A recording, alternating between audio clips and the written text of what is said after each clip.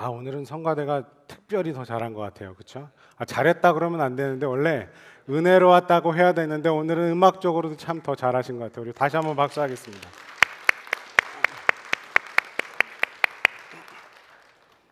세상에는 수많은 오해들이 존재합니다.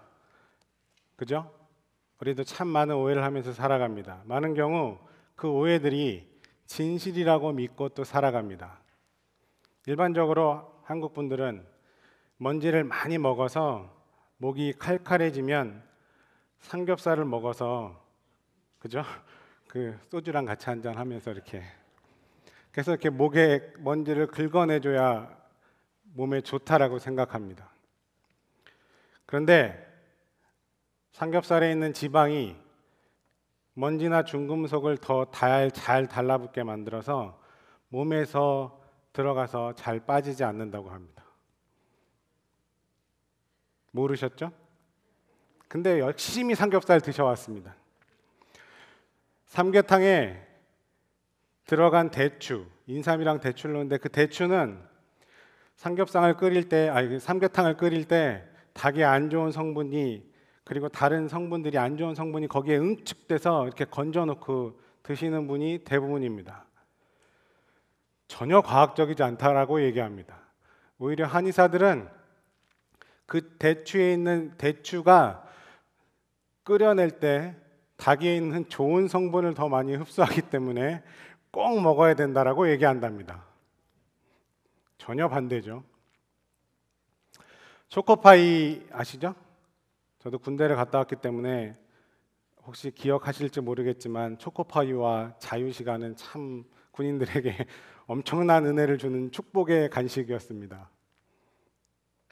그 초코파이 안에 들어있는 머시멜로우라는 게 있습니다. 하얀 거, 그렇죠? 미국에서는 그걸 이렇게 불에다가 모닥불에 구워 먹기도 하는데, 그걸 먹으면 지구 세 바퀴 반을 뛰어도 절대로 콜레스테롤과 지방이 빠지지 않는다고 그렇게 사람들이 인식하고 있습니다. 혹시 아셨습니까? 그 마시멜로우에는 지방과 콜레스테롤이 전혀 들어있지 않습니다. 어디서 나온 얘기일까요? 초코파이 경쟁 상대 제과 업체에서 괴담을 만들어냈습니다. 초코파이 그 하얀 마시멜로 그 하나에 들어있는 열량의 칼로리가 20칼로리를 절대 넘지 않는다고 합니다. 밥 한 공기가 300에서 350kcal예요. 그러니까 하루에 5개 이상 먹지 않으면 몸에 절대 안 좋은 영향을 주지 않는다고 합니다. 절대 안 좋은 영향을 주지 않습니다. 이처럼 세상에는 잘못된 지식을 알고 있으면서 그것이 절대 진리인 것처럼 알고 살아가기도 합니다. 그렇죠? 여러분 앞으로 삼겹살 드시지 마십시오. 몸에 안 좋답니다. 마찬가지로 우리가 신앙생활하면서 교회에도 참 많은 오해를 하면서 다니기도 합니다. 요즘에 젊은 사람들은 교회가 자신의 즐거움을 해결하기 위한 곳으로 착각하고 다니는 친구들도 참 많은 것 같습니다. 교회는 즐거워야 한답니다. 재밌어야 갈 거 아니냐고 그렇게 얘기합니다. 물론 맞습니다. 때론 즐겁기도 해야 되고 즐거움을 찾을 수도 있어야 합니다. 그런데 여러분에게 한번 여쭤보겠습니다. 주변에 절 다니시는 분들이 계십니까? 그 절 다니는 분들이 절이 재밌어서 갑니까? 절처럼 지루한 데가 어디 있습니까? 자기의 신앙 때문에 다닙니다. 그렇죠? 근데 왜 교회는 신앙 때문에 간다라고 얘기하지 않고 재밌어야 간다라고 얘기한다는 말, 그렇게 요구하냔 말입니다. 교회는 즐거울 수 있지만 우리 성도들에게 즐거움만을, 인간적인 만족만을 주는 것은 아니라는 얘기입니다. 물론 예수님이 말씀을 전하셨을 때 듣는 사람들이 지루했다는 표현은 없습니다. 예수님이 그렇게 재미있는 말씀을 유머를 많이 섞어가면서 그렇게 아주 재밌게 말씀하셨기 때문에 듣는 사람들이 지루해하지 않고 수많은 사람들이 모였다는 얘기는 성경에도 아무 군데도 존재하지 않습니다. 오히려 예수님이 하신 말씀은 듣고 있는 사람들의 가슴을 후벼 팠습니다. 그 말이 너무 상처가 돼서 그 말을 받아들이기 힘들어서 종교 지도자들은 예수를 죽이려고 합니다. 그 말이 진리였기 때문에, 예수님이 하신 말씀이 진리였기 때문에 그 진리의 말씀을 들으려고 예수님 주변에 모여들었다는 말입니다.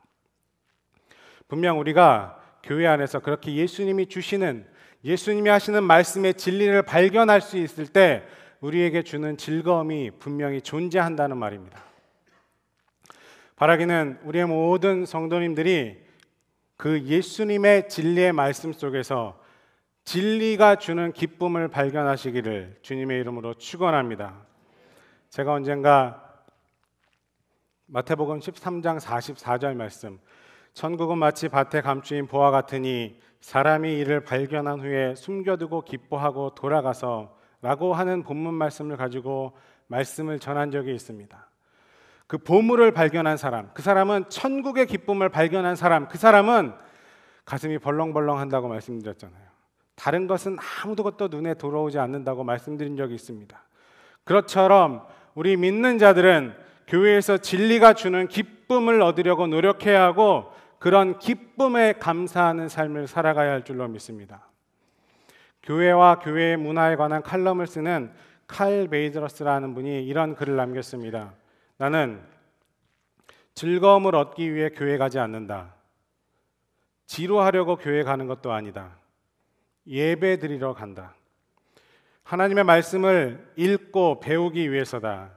하나님으로부터 말씀을 통해 가르침을 얻기 위해서다.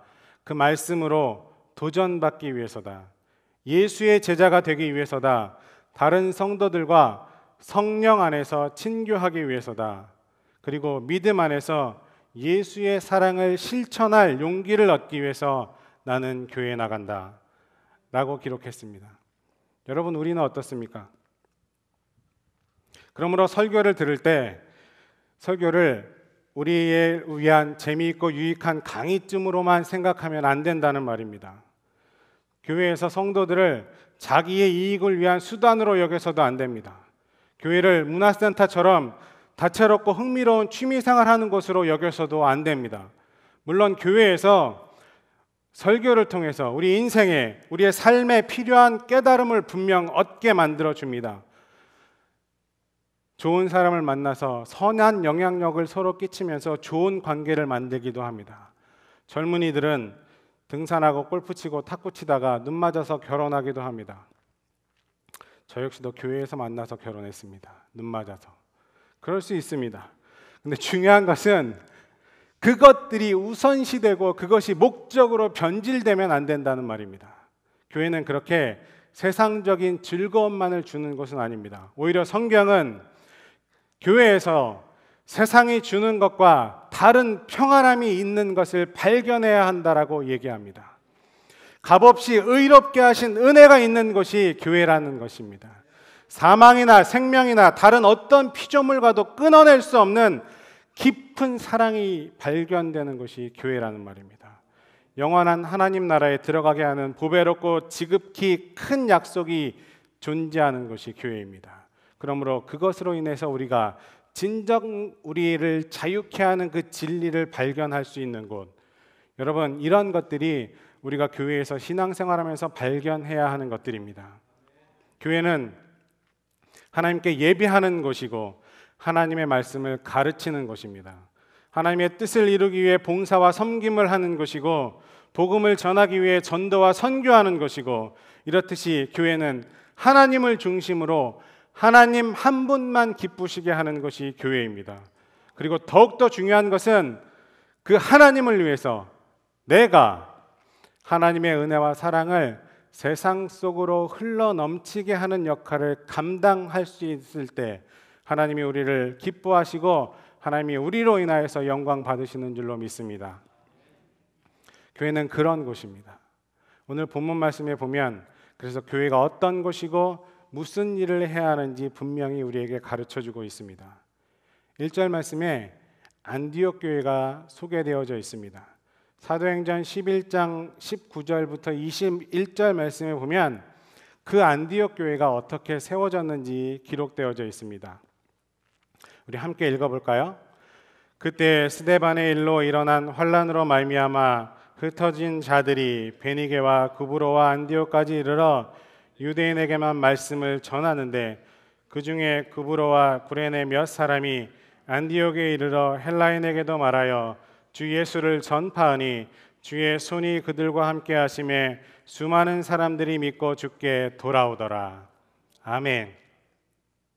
우리가 잘 알고 있는 그 스데반 집사님의 순교로 인해서 유대인들만 알고 있었던 예수님의 이미지가 이방 민족에게 전해지기 시작합니다. 그 결과 성경은 수많은 사람들이, 수많은 이방인들이 예수님께 돌아오게 되었다 이렇게 기록합니다. 그러자 그 이방인들이 예수님을 알게 되고 깨닫게 되고 예수님께 돌아오는 것을 본 예루살렘 교회가, 어머니 예루살렘 교회가 이방인들을 위해서 바나바와 바울을 안디옥으로 보내서 그곳에서 하나님의 말씀을 가르치게 합니다. 바나바와 바울이 안디옥을 방문해서 하나님의 말씀을 가르치면서 수많은 이적과 기적들이 그곳에서 나타납니다. 그리고 그 수많은 이적들 속에서 안디옥에서 우리가 사용하고 있는 그리스도인이란 말을 처음으로 듣게 됩니다. 요즘 얘기로 하면 재수 없는 크리스찬, 예수쟁이 이 정도 되는 그런 사람을 놀리는 언어였습니다. 근데 우리는 그걸 자랑스럽게 우리가 그리스도인입니다 이렇게 지금은 사용하고 있죠. 그렇게 안디옥 교회는 유대인들만 알고 있었던 예수님을 이방 민족에게 알리게 하는데 결정적인 역할을 했던 교회였습니다. 여러분, 그 복음의 중심에 있었던 교회가 안디옥 교회라는 말입니다. 당시에 안디옥이라는 도시는 로마나 알렉산드리아와 함께 당시에 제3의 도시 안에 들어가는 크고 아주 중요한 역할을 담당하는 지역이었습니다. 우리는 예루살렘이 엄청난 도시라고 생각하고 있지만 예루살렘은 로마에 비해서는 유대인들의 도시였습니다. 유대인들에게만 의미 있는 도시지 정치, 경제, 문화적으로 아무것도 아닌 도시였습니다. 반면에 안디옥은 정치적으로, 경제적으로, 문화면으로 엄청나게 큰 역할을 감당하는 도시였습니다. 제가 알렉산드리아라는 도시를 방문한 적이 있는데요. 거기에 세계 최초의 도서관이 있더라고요. 거기에 우리가 알고 있는 파피루스에 기록된 성경의 원본은 존재하지 않지만 사본들이 기록되어져 있는데 제가 그걸 보면서 얼마나 가슴이 벌렁벌렁 거렸는지 모릅니다. 그런 도시였습니다, 안디옥은. 그래서 그 안디옥에는 수많은 다양한 인종의 사람들이, 다양한 문화를 가지고 있는 사람들이 살고 있었다는 말입니다. 오늘 본문 1절 말씀에 보면 이렇게 기록되어 있습니다. 안디옥 교회에 선지자들과 교사들이 있으니 곧 바나바와 니게르라 하는 시므온과 구레네 사람 루기오와 분봉왕 헤롯의 젖동생 마나엔과 및 사울이라. 아멘. 이렇게 기록하고 있습니다. 이 말씀을 보면 지금은 잘 이해가 안 되지만 수많은 세계의 인종들이 다 함께 살고 있었다, 그렇게 살펴볼 수 있습니다. 1절에 나오는 이 교회 지도자 5명은 출신과 인종이 다 다릅니다. 바나바는 구브로라는 지역의 출신의 유대인이었습니다. 이 사람은 엄청나게 부자여서 자신의 밭을 팔아서 교회에 전 재산을 내놓을 만큼 부유했습니다. 니게르라고 하는 시므온, 니게르 그러면 떠오르는 게 뭐죠? 니그로, 그래서 검은입니다. 그렇죠? 검정색 피부를 가지고 있었다는 말입니다. 시므온은 히브리식 이름입니다. 검정색 피부를 가지고 있는 유대인이란 말입니다. 아프리카 흑인이었겠죠. 이 사람은 예수님께서 골고다 언덕으로 올라가실 때 예수님의 십자가를 대신 지었던 구레네 사람 시므온과 동일 인물일 것이라고 학자들은 추정합니다. 구레네 사람 루기오, 이 사람 북아프리카에서 온 사람입니다. 분봉왕 헤롯의 젖동생. 헤롯의 젖동생 그러면 무슨 말이죠? 헤롯은 왕족입니다. 귀족이었다는 뜻입니다.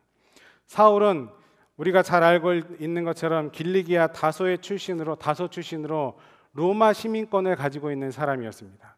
그는 당시에 가장 유명했던 가말리엘 문화에서 공부했던 사람입니다. 부자, 흑인, 귀족, 왕족, 로마 시민, 그렇게 안디옥에는 수많은 인종적으로, 문화적으로 다양성을 가지고 그 교회는 존재했습니다. 드러난 것만 보면 참 하나 되기 힘든 교회였습니다. 그런데 성경은 그들이 하나 되었다라고 그렇게 기록합니다.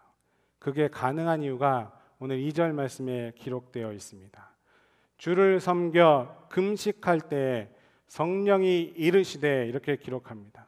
성령이 이르시되, 성령이 하시는 말씀을 따랐다는 말입니다.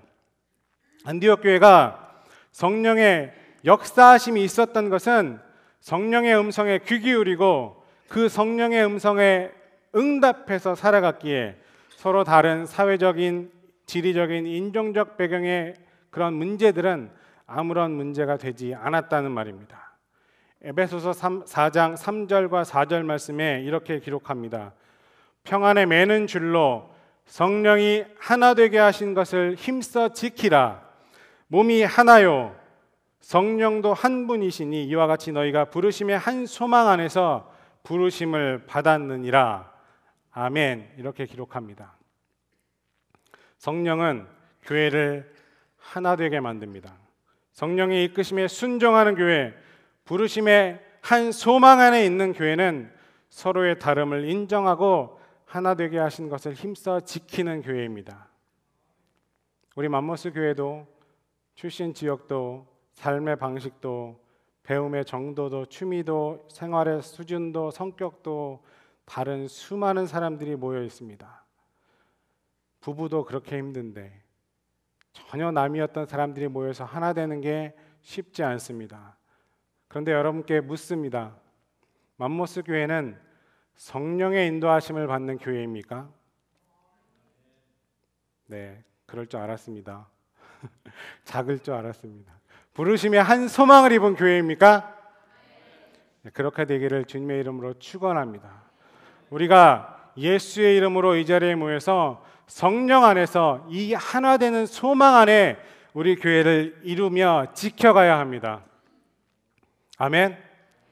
누군가는 내 말이 맞다, 나는 맞다, 당신은 틀렸다, 이게 맞다, 저게 맞다 자신 있게 얘기합니다. 맞습니다. 때로는 내 생각이 맞습니다. 하지만 사탄은 교묘하게 그 말을 이용합니다. 그래서 분열하게 만듭니다. 여러분, 내 자신이 나도 모르는 사이에 악한 영에 사로잡혀서 쓰임받는 것을 조심하시기를 주님의 이름으로 부탁드립니다. 지금 이렇게 말씀을 드리면 그런 생각하시죠? 아우, 이 말은 누가 들어야 되는데 오늘 안 나왔어. 지금쯤 되면 이제 그런 마음이 여기에 드시잖아요. 그렇죠? 오늘 저는 하나님의 주신 말씀을 선포하지만 저에게 하시는 말씀으로 듣습니다. 여러분은 여러분에게 하시는 말씀으로 듣기를 주님의 이름으로 축원합니다. 제가 좋아하는 비유가 있습니다. 제가 정말 존경하는 선배 목사님이 저는 그분에게 가르침도 받았고 그분에게 참 좋은 영향력을 받아서 목사가 되지 않으려고 했다가 그분 때문에 목사가 되는 길을 다시 걷기 시작했습니다. 그분이 항상 가시는 교회마다 하시는 말씀이 있어요. 이 비유는 가시는 교회마다 하신대요. 교회는 콩이 들어있는 콩자루 같은 교회가 있고 메주덩어리 같은 교회가 있다라고 합니다. 콩이 자루 안에 있을 때는 하나로 모여 있습니다. 그죠? 근데 콩이 들어있는 그 자루에 조그마한 흠집이 나서 조그만한 흠집이 나서 그게 터져버리면 콩이 바닥에 쫙 하고 흩어집니다.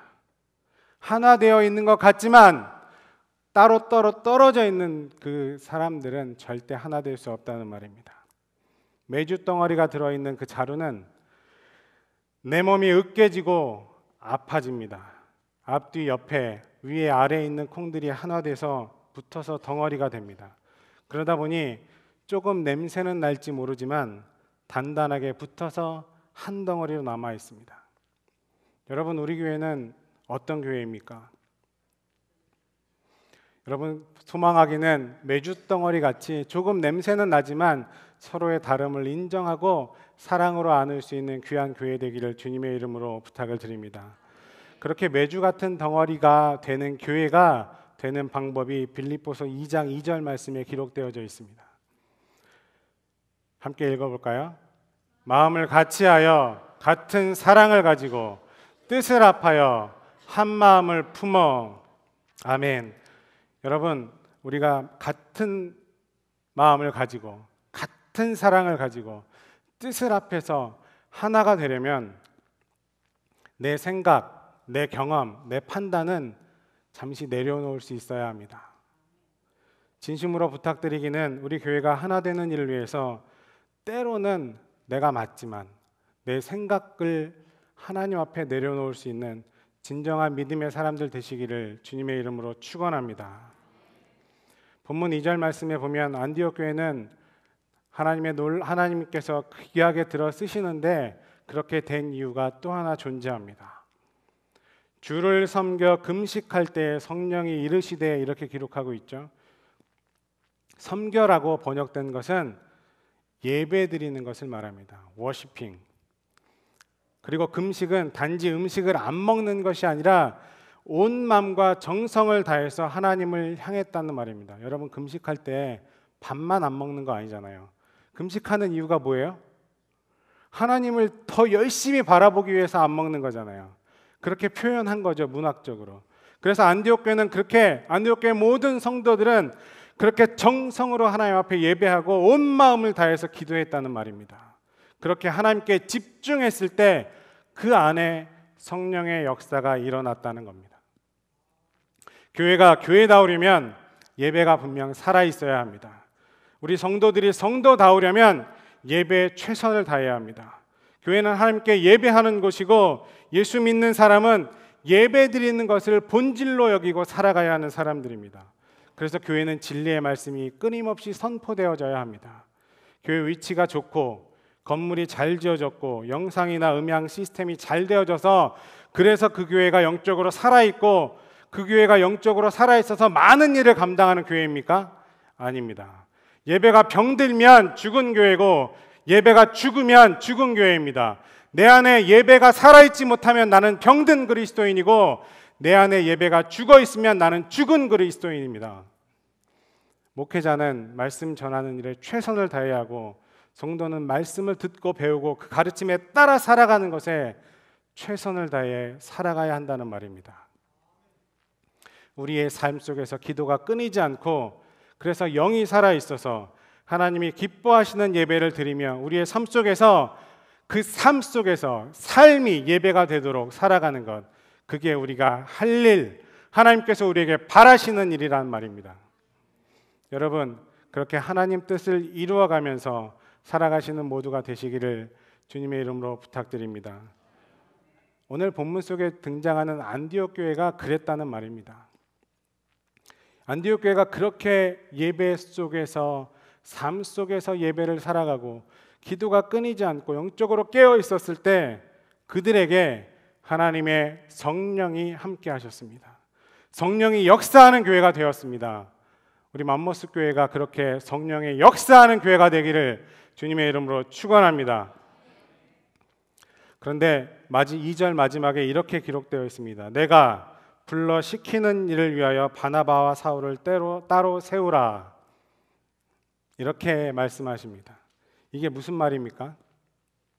이제 바나바와 바울을 다른 데로 보내라는 말입니다.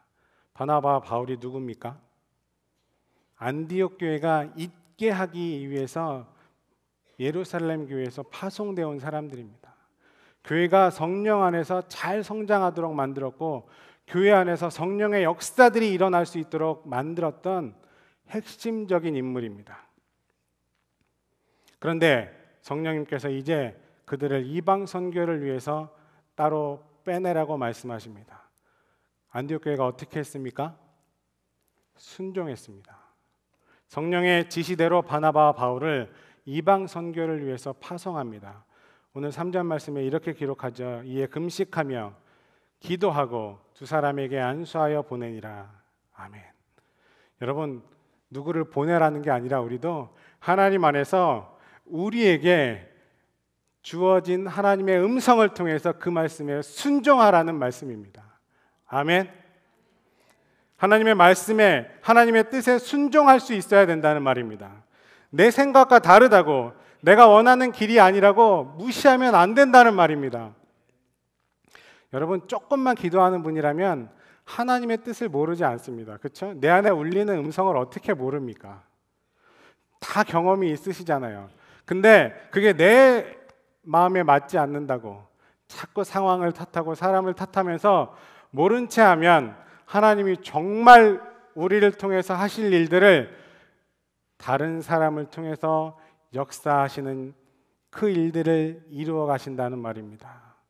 하나님이 나를 통해서 하실 그 일이 성령을 통해서 끊임없이 내 마음속에 울리는데 나는 내 삶을 통해서 그걸 나타내지 못한다면 하나님 분명히 나를 포기하십니다. 여러분, 조금 무섭지만 사실 아닙니까? 누군가가 여러분의 휴대폰으로 끊임없이 전화합니다. 문자 보냅니다. 휴대폰에 안 들어옵니다. 그럼 그 휴대폰 어떻게 해야 되죠? 수리해야 됩니다. 그죠? 수리했습니다. 다시 가지고 왔습니다. 또 누군가가 계속 전화하고 문자를 보냅니다. 안 들어옵니다. 이번엔 바꿔야 됩니다. 하나님께서 우리를 쓰시기 위해서 끊임없이 성령을 통해서 지속적으로 사인을 보내시는데 우리가 지속적으로 무시한다면 하나님 우리에게 주신 자리를 바꾸실 겁니다. 여러분, 하나님에게 신호를 잘 받으려면 우리의 영이 깨어 있어야 합니다. 성령에 충만해야 된다는 말입니다. 성령 충만할 때 하나님으로부터 그 사인에 민감하게 반응할 수 있고 성령 충만해야 하나님의 그 말씀에 순종할 수 있습니다. 바라기는 성령 충만하기 위해서 기도하시는 여러분들 되시기를 주님의 이름으로 부탁을 드립니다. 여러분, 충만이란 말이 뭐죠? 충만, 가득 차 있는 거죠. 한국에서는 주유소 가면 아저씨 만땅이요 이렇게 얘기합니다. 그렇죠? 가득 차 있는 상태. 성령 충만해야, 내 안에 성령이 충만해야 내가 다른 생각할 수 없습니다. 성경에 보면 하나님이 누군가를 들어 쓰실 때 성령 충만한 사람을 들어 쓰셨습니다. 성령 충만하지 않으면 성령 충만하게 만드셔서 들어 쓰셨습니다. 제자들이 예수님을 몰랐던 사람들입니까? 예수님과 3년을 따라다니며 예수님이 하시는 기적들을 다 보고 옆에서 지켜보고 그것들을 같이 경험했던 사람들입니다. 예수님이 돌아가시자 그들이 어떻게 했죠? 숨어 있었습니다. 아무것도 할 수 없었습니다. 무서워서 떨고 있었습니다. 그런데 성경에 오순절 다락방에 그 기적을 경험하고 나서 성령이 충만해졌을 때 그들이 문을 박차고 나옵니다. 무엇 때문에? 성령님 때문에. 죽음을 두려워하지 않고 하나님의 이름을 증거할 수 있었습니다. 여러분, 우리가 부활하신 그 주님을 만난 것으로 그치지 않고 우리 마음속에 성령 충만함이 있기를, 그것을 바라기를, 그것을 기도하시기를 주님의 이름으로 축원합니다. 성령 충만해서 하나님이 여러분에게 보내시는 그 사인에 민감하게 반응할 수 있도록 여러분 자신을 만들어 가시기를 주님의 이름으로 축원합니다. 오늘 본문이 기록된 사도행전 13장 말씀은 이렇게 끝을 맺습니다. 13장 52절 말씀에 제자들은 기쁨과 성령이 충만하니라 라고 말씀을 마칩니다. 여러분, 안디옥 교회에 좋은 일만 있었겠습니까? 처음 말씀드린 것처럼 수많은 사람들이 모여 있었습니다. 다 달랐습니다. 바나바와 바울이 이방 선교를 위해서 부르심 받고 그걸 위해 나갔을 때 그들에게 좋은 일만 있었겠습니까? 그들을 박해하고 힘들게 하는 사람들이 더 많았습니다. 그런데 성경은 이렇게 기록합니다. 기쁨과 성령이 충만하니라. 여러분, 이게 우리 신앙의 신비입니다.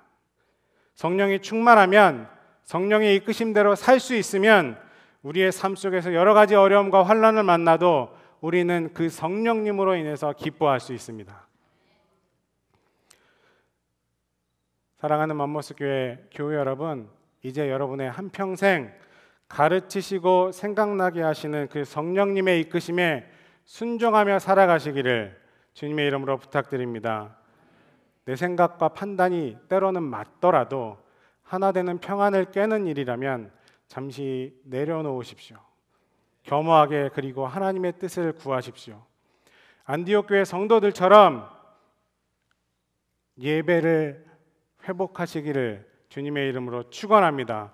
살아있는 예배 속에서, 영적인 기도 속에서 하나님이 여러분에게 하시는 그 말씀을 들으시기를 주님의 이름으로 축원합니다. 그렇게 믿음으로 하나님의 뜻에, 그 성령님의 가르치심에, 생각나심에 여러분의 삶을 맡기시고 여러분의 삶을 끝까지 기쁨과 즐거움 속에서 살아가시기를 다시 한번 주님의 이름으로 축원합니다. 기도하겠습니다.